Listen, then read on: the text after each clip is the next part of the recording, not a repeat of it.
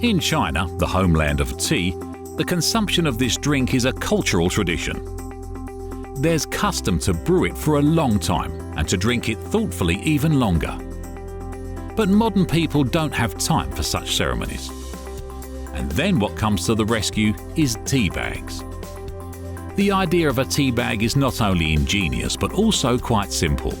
However, nobody could come up with it for a long time, until one day an assistant in a small tea shop decided to sneak a little tea home. He put it into a small bag, thinking that the boss wouldn't notice the shortage. And then he realized he'd just come up with an idea for $1 million.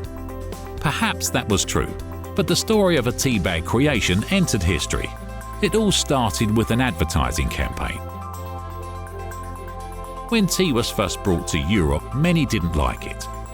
The French king's bride said it reminded her of hay with manure. Fortunately, not everyone shared her opinion. And soon tea became one of the most popular drinks, at least among the wealthy people. The poor couldn't afford even tins, which were expensive. Suddenly, everything changed. In 1908, an American tea trader, Thomas Sullivan, had the thought that tea in large tins isn't convenient for both the customers and the sellers. Sullivan packed tea in small bags and sent them to the prospective clients. And for some reason, they decided to brew it right in the bag. The ridiculous accident made Sullivan the inventor of tea bags.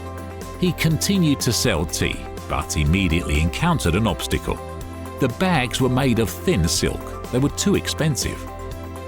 Sullivan decided to replace the silk with gauze, but it spoilt the taste of the tea.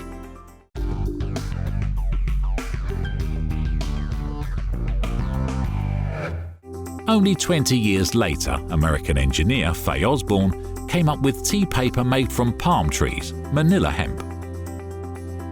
People immediately fell in love with such tea bags, especially soldiers on the fronts of the First World War.